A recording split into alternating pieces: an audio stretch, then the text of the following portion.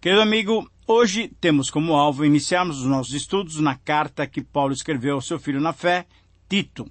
Lembrando que serão apenas 5 programas em que nos deteremos no estudo desse livro. Vamos iniciar as nossas considerações sobre essa carta.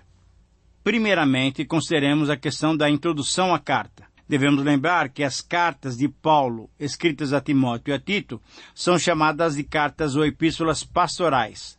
Elas estão, de certa forma, ligadas às outras 2 cartas que Paulo escreveu aos Coríntios, porque todas elas tratam de questões eclesiológicas, isso é, questões sobre a vida dentro da comunidade dos santos.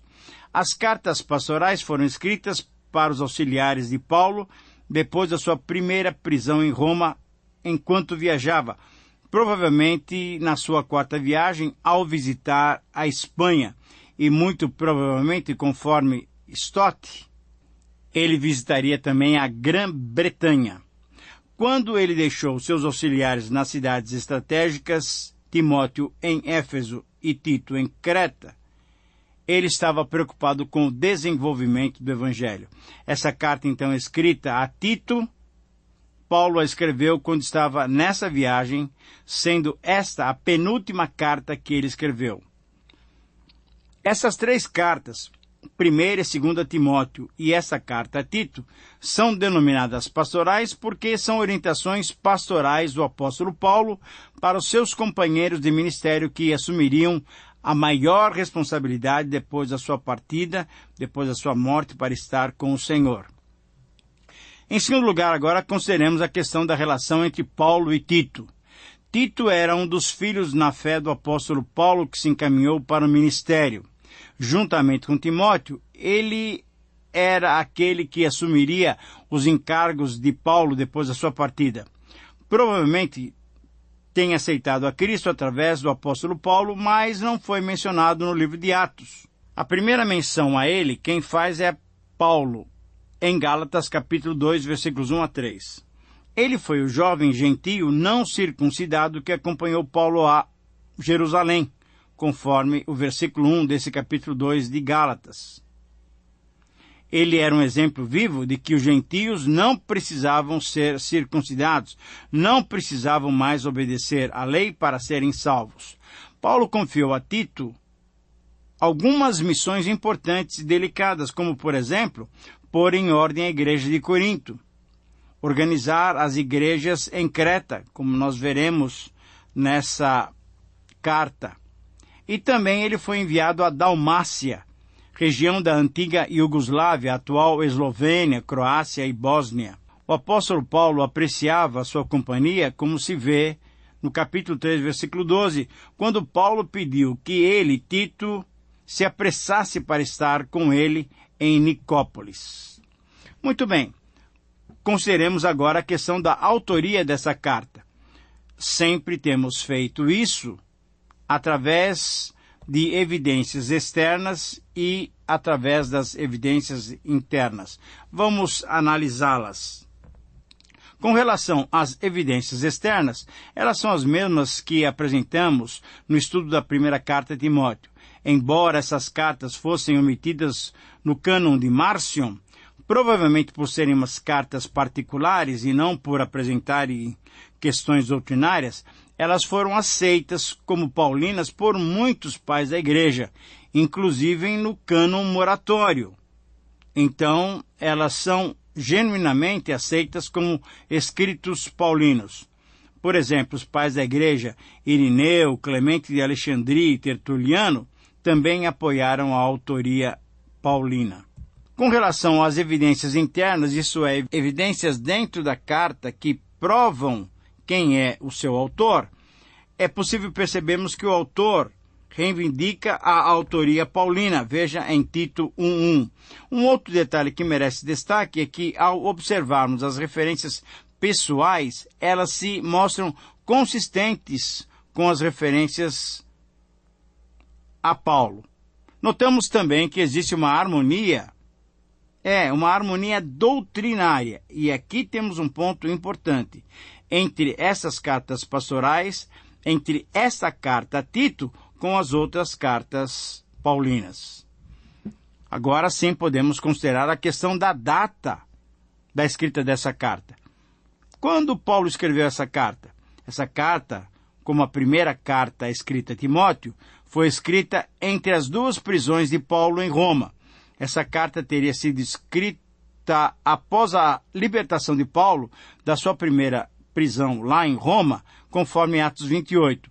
E, logicamente, antes da sua segunda prisão, conforme podemos perceber pelo conteúdo da segunda carta de Paulo a Timóteo, que foi a sua carta final. Esse intervalo de liberdade do apóstolo Paulo teria ocorrido entre 61, 62 e 67. Então, é provável que a data dessa carta, assim como 1 Timóteo, é 63 a 66 depois de Cristo. De que local Paulo escreveu essa carta? Essa é a nossa sexta consideração. Qual foi o local de origem dessa carta? Nós temos algumas sugestões. As cidades de Éfeso, Nicópolis, Corinto, a região da Macedônia são sugeridas como locais. Entretanto, é possível excluirmos Nicópolis, porque lá em 3:12 nós percebemos que Paulo pede para que Tito o encontre lá. Portanto, não foi em Nicópolis que Paulo escreveu. Descarta-se também Éfeso, porque naquela cidade Paulo tinha deixado Timóteo para colocar em ordem a igreja ali. Embora as duas cartas, 1 Timóteo e Tito, tenham muitos assuntos paralelos, a região da Macedônia e especificamente a cidade de Corinto tornam-se uma boa sugestão, pois na carta Paulo faz referência a Apolo, embora haja um intervalo de 10 anos entre a primeira carta escrita aos Coríntios e essa carta a Tito. Veja lá em Tito 3:3 essa referência a Apolo. Em sétimo lugar, consideremos a questão do destinatário da carta. Tito é o destinatário da carta. Tito é um dos filhos da fé de Paulo. Isto é, Tito é um dos convertidos através do ministério de Paulo. Tito era um excelente auxiliar do apóstolo e alguém com quem Paulo gostava de viajar. Tanto é que, quando foi confirmar o seu ministério aos gentios, conforme Gálatas 2:8, lá em Jerusalém, Tito estava presente e não precisou ser circuncidado. Mesmo que não tenha sido mencionado no livro de Atos, embora tenha sido mencionado por 13 vezes nas outras cartas paulinas, é quase certo que ele viajou com Paulo por todo o percurso da terceira viagem missionária que Lucas registrou entre Atos 18 e Atos 21. Conforme as palavras de Paulo na própria carta, Tito era considerado por ele uma pessoa digna, responsável. Podemos perceber, então, em Tito, um líder cristão de qualidades e capacidades além do normal, que recebeu toda a confiança do apóstolo Paulo. Agora, devemos considerar a questão dos propósitos de Paulo ter escrito a carta. Em primeiro lugar, podemos dizer que Paulo escreveu para instruir a Tito, seu auxiliar, na organização e na liderança conturbada da igreja lá na ilha de Creta. Paulo deu a Tito, diante da igreja, uma autentificação do seu ministério. Paulo escreveu, em segundo lugar, essa carta a Tito para ajudar o seu ministro auxiliar a saber como agir contra os falsos mestres, mesmo que alguns deles o enfrentassem e tentassem desprezá-lo. Em terceiro lugar, observemos que Paulo tinha também o propósito de instruir a Tito como se relacionar com os diversos grupos sociais dentro da igreja. É interessante que o radical da palavra didasko aparece 7 vezes nessa pequena carta, demonstrando a preocupação do apóstolo com o ensino correto das Escrituras, para que a igreja pudesse ter uma vida cristã saudável e madura. Em quarto lugar, um outro propósito é que Paulo escreveu essa carta porque queria confirmar com o seu jovem ministro o conteúdo básico do Evangelho, isto é, a salvação pela graça por intermédio da ação poderosa do Espírito Santo. E em quinto e último lugar, Paulo escreveu essa carta para informar a Tito a respeito dos seus planos futuros e para informar o seu jovem ministro que o tempo de Tito também estava chegando ao fim lá em Creta. Provavelmente ele seria substituído por Ártemas ou Tíquico, conforme lemos lá em 3:12. Agora, houve um motivo imediato para Paulo escrever a Tito. Em nono lugar, então, consideremos essa questão. Parece-nos que o ministério de Paulo na ilha grega de Creta, algum tempo antes de deixar Tito lá e de ter escrito essa carta, foi um ministério bem específico, quase que limitado à evangelização na ilha. Uma vez que provavelmente já havia cristãos lá que tinham recebido o evangelho na época da vinda do Espírito Santo, conforme relata Lucas em Atos 2:11. Quando Paulo passou lá pela segunda vez, passou atribulado no meio daquela viagem difícil que ele estava fazendo, indo para Roma, onde enfrentaria o tribunal de César. Agora, porém, era necessário que se preparasse então uma liderança forte e madura para defender a igreja contra a heresia judaizante. Tito tinha iniciado essa formação de líderes, porém, diante da necessidade de Paulo enviá-lo para outras localidades, provavelmente ele daria lugar também ao ministério de Zenas e Apolo, e aí Paulo queria que Tito lhes desse toda a assistência logística e financeira para que eles pudessem ter um ministério frutífero lá em Creta. Em décimo lugar, consideremos a questão do contexto cultural dessa ilha de Creta. Ela ocupava uma posição da maior importância no mar Egeu. Provavelmente era a quarta maior ilha do mar Egeu. E conforme os historiadores, embora fosse um dos primeiros lugares a ouvir o Evangelho de Cristo, a semente da boa palavra caiu em terreno árido. É impressionante percebermos que há uma descrição na história e também aqui no texto bíblico, capítulo 1, versículo 12, que os cretenses eram mentirosos. E os próprios gregos cunharam um novo termo, um novo verbo, que era cretizar, significando com esse termo a palavra mentira. Então, nessa carta, quando Paulo cita Epimênides, um poeta cretense do quarto século antes de Cristo, é possível percebermos que Paulo não só se referiu à sociedade cretense, como também mostrou que até os cristãos cretenses eram um grupo indisciplinado, temperamental e volúvel, que necessitava ser acompanhado de perto. Foi para esta sociedade e para esta igreja que Tito foi designado por Paulo para colocar as coisas em ordem. Em 11º lugar, consideremos a questão da teologia da carta. Essa carta, como as outras cartas pastorais, concentra-se em manter a fé e refutar a heresia. De importância particular, considerando a natureza da heresia, são repetidas as ênfases na fidelidade doutrinária e na vida fiel. A epístola deixa claro que a vida cristã está fundamentada na graça de Deus.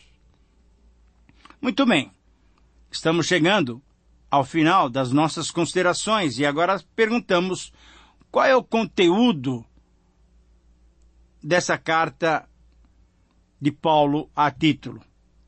Pelo menos vamos tratar desses assuntos: a escolha dos presbíteros, a repreensão dos falsos líderes, os diversos grupos dentro da igreja, a responsabilidade da vida cristã e a ênfase nas boas obras. Essa é uma carta peculiar por alguns motivos. Em 13º lugar, consideremos esses motivos. Tito é uma carta muito semelhante à 1 Timóteo.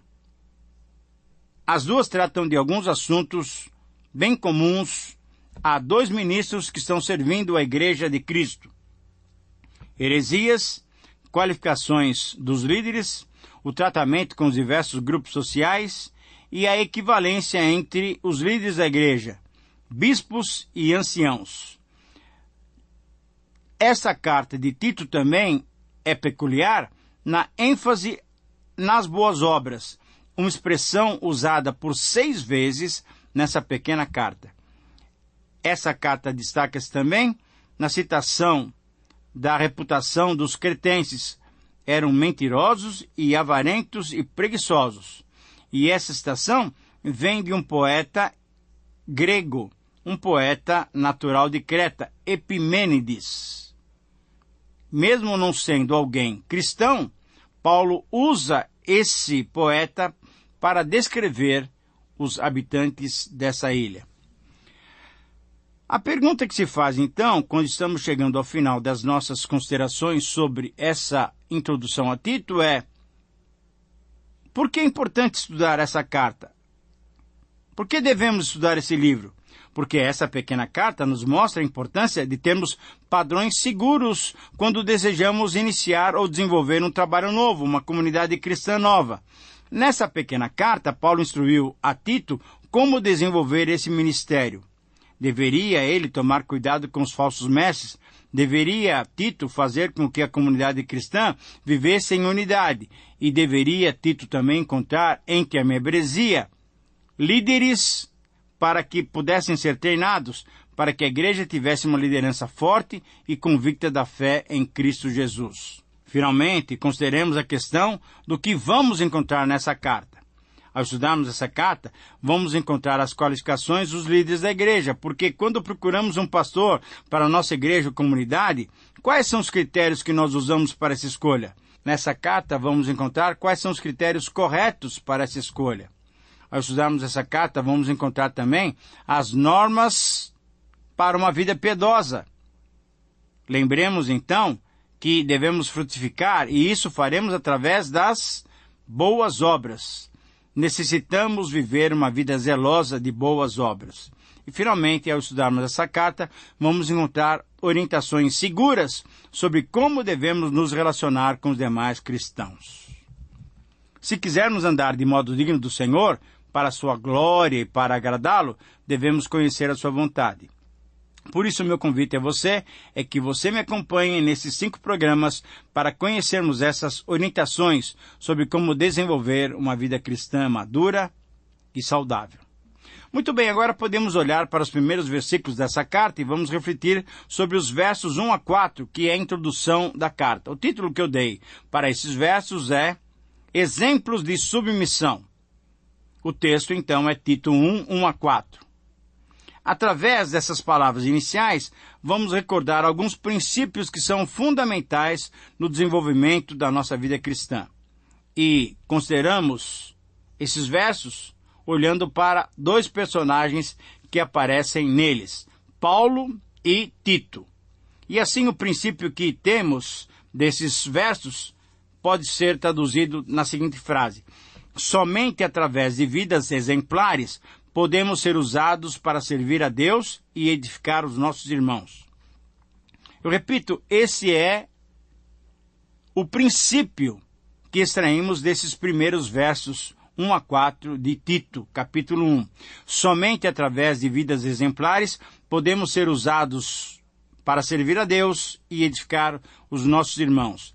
Nesses versos, nós vamos encontrar 2 modelos de vidas exemplares que foram usadas para servir a Deus. Vidas submissas. O primeiro exemplo de uma vida submissa é vista na vida de Paulo. Quem ele é? O que ele é? Paulo se descreve como servo de Deus. Ele é apóstolo de Jesus Cristo. Ele é um pregador do Evangelho. O que é que ele faz?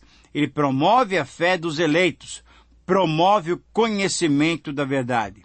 E como ele faz? Ele faz isso, ele desenvolve o seu ministério com uma motivação pura, mostrando quem é o nosso Deus. Muito bem, o segundo exemplo de uma vida submissa é vista na vida de Tito. Quem ele é? Ele é um verdadeiro filho na fé comum. Como é que ele vive? Ele usufrui da graça e da paz que está em Deus e que vem a nós através de Cristo Jesus. E o que é que ele faz? Ele é o auxiliar de Paulo no trabalho evangélico em Creta. Querido amigo, A pergunta que fazemos para concluir o nosso estudo hoje é: de que maneira você quer desenvolver a sua vida cristã? Uma vida submissa, uma vida exemplar, uma vida que glorifique a Deus? Portanto, olhe para a vida de Paulo e para a vida de Tito. Que o Senhor te abençoe nessa sua avaliação. Um abraço e até o próximo programa.